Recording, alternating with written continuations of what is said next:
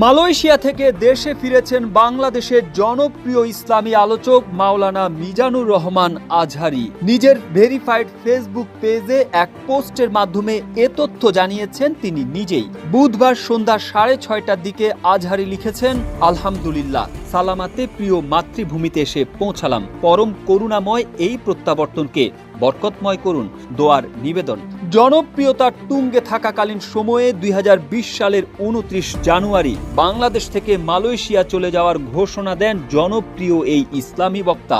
আজহারী দেশ ছেড়ে চলে যাওয়ার পর তাকে দেশ ছাড়তে বাধ্য করা হয়েছে বলে অভিযোগ করেছিলেন গণ অধিকার পরিষদের সভাপতি ও ডাকসুর সাবেক ভিপি নুরুল হক নূর। তবে সাধারণ মানুষের ধারণা তিনি সাঈদীর পক্ষে কথা বলার কারণেই তাকে দেশ ছাড়তে বাধ্য করা হয়। আজ দেশে ফেরার আগে গত 6 জুলাই ফেসবুক